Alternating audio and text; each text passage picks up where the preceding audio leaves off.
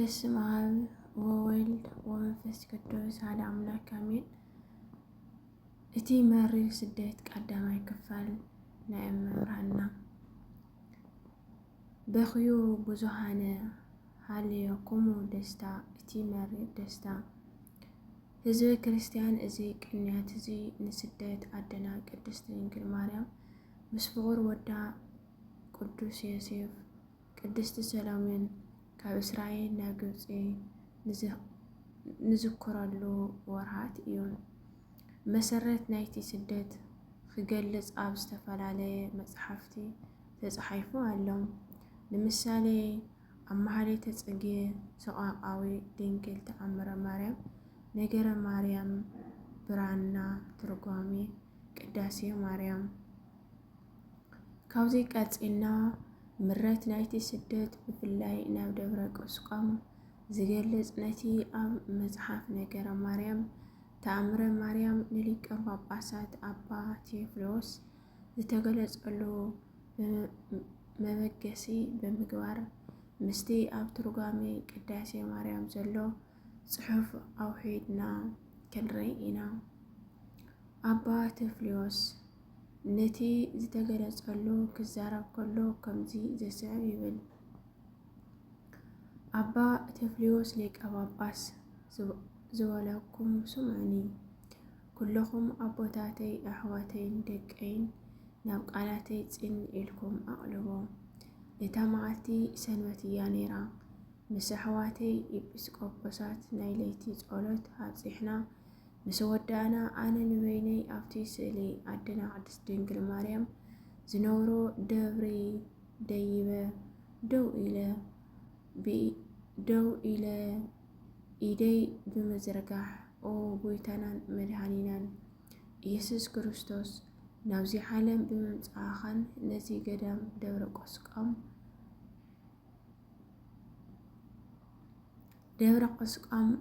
መዕረፊኻ ዝገበርካሉ ምኽንያት ግለጸለይ። ቅዱስ ስምካ ምንቲ ከመስግኑ ነዚ ቦታ እዚ ዓብዪ ቤተ ክርስቲያን ክሃንጾ ርድአኒ እናበልኩ እናለመንኩ ከለኹ ኣብቲ ቦታ ፍጹም ብርሃን ተገለጸለይ። እሞ ፀሓይ ዝወፀት ኮይኑ ተሰማዕኒ። ካብቲ ብርሃን ድማ ቅድስት ድንግል ማርያም ብብዙሓት መላእኽቲ ተኸቢባ ተገለጸትለይ። በቲ ዘድንቆ ግርማኣ ልበይ ተሰዊሩ ከይተፈለጠኒ ወዲቐ ከመውት ኮንኩ። ቅዱስ ሚካኤል ካብ ዝወደቅክዎ ኣተንሲኡ ፍርሃት ኣርሐቐለይ። ኣብዚ ግዜ እዚ ኣደና ቅድስት ድንግል ማርያም ኦ ሁርየይ ቴዎፍሎስ ሰላም ንዓኻ ይኹን፣ እኒሆ ነዚ ዝለመንካዮ ኩሉ እቲ ካብ ኢየሩሳሌም ናብ ግብፂ ዝመጻኽዎ ክነግረካ ብፍቓድ ፍቑር ወደይ ተገለጽኩልካ። ፍቑር ወደይ ምስ ተወለደ ስደት መረጸ። እዚኻ ነቶም ኣብ ዓለም ዘለዉ ንዘለዓለም ምስክር ኮይኑ ትሕትና ንኽምህረና እዩ።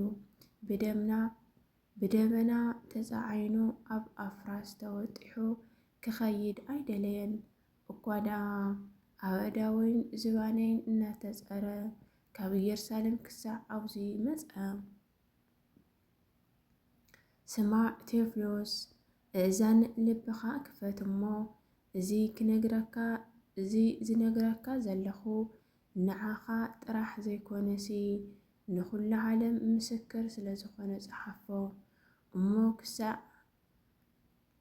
እሞ ክሳዕ ሓላፊት ዓለም ክዝንቶ እዩ ብምባል ጎይታናን መድኃኒናን ኢየሱስ ክርስቶስ ብብስራተ ቅዱስ ገብርኤል ከም ዝተጸነሰ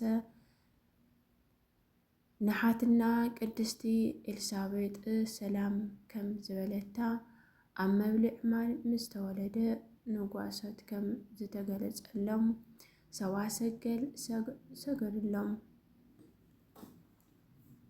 ሰብአ ሰገል ሰጊዶም መባእ ከም ዘቕረቡ ኣብ 40 መዓልቱ ናብ ቤተ መቕደስ ከም ዝኣተወ እሞ ኣረጋዊ ስምዖን በእዳዉ ምስ ሓቐፎ ኣዒንቱ ኣዒንቱ ከም ዝተኸፈተ ሄሮዶስ ክቐትሎ ከም ዝደለየን ካብ መጀመርያ ክሳብ መፈጸምታ ኣስፊሓ ገለጸትለይ።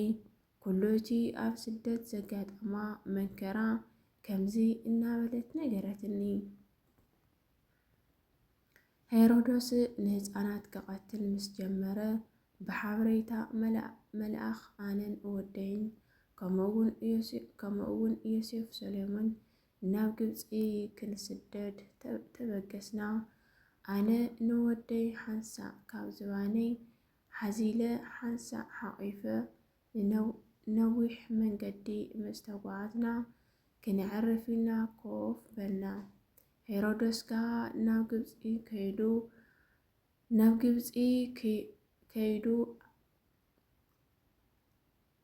ናብ ግብፂ ይኸዱ ኣለዉ ምስ በልዎ 4 ሓለቕ ምስ ሰራዊቶም ክስዕቡና ኣዘዘ። ዮሳ ወዲ ዮሴፍ ሓሚሙ ኣብኡ ተሪፉ ስለ ዝነበረ ንምኽሪ ሄሮዶስ ምስ ሰምዐ ሓሚመ ከይበለ ናባና እናመፀ ሸይጣን ኣብ መንገዲ ጸኒሑ እቶም ወታደራት ድሮ ሓሊፎም ልኡኾኦም ፈጺሞም እዮም ተመለስ ኣይትድከም በሎም። ዮሳ ግና ብህይወት እንተረኸብክዎም እነግሮም ሞይቶም እንተኾኑኻ ይቀብሮም ኢሉ ንጥበብ ዲያብሎስ ሰዓሮም። ሓይሊ አንበሳ ተዋሂብዎ ብቕጽበት ኣብቲ ዘለናዮ ቦታ በጽሐ። ኣነን ዮሴፍን ብድኻም ወዲቕና። ሰሎሜ ድማ ንፍቕሪ ወደይ እናሓፀወቶ ጸንሐናዮም። ኣነን ንስኹም ኣዕሪፍኩም ኣለኹም። ሎሚ ኣብ ደብረ ገሊላ ቆልዓ ዝሓቐፈት ኣዶ ዘላዶ ይመስለኩም በለና። በዚ ዝበለና ኣዝየ ሰንበድኩ። ንፍቕሪ ወደይ ካብ ሰሎሜ ተቐቢለ ሃሩር መዓልትን ቁሪ ለይትን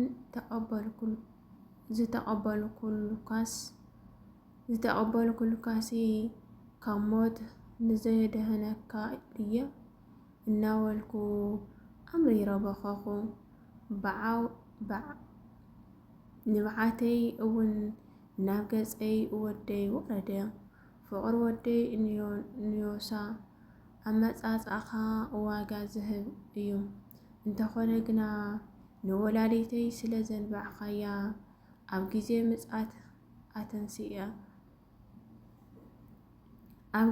ምጽኣት ኣተንሲአ ዓስብኻ ክሳዕ ዝህበካ እዛ እምኒ እዚኣ ተተሪእስካ ዓረፍ በሎ።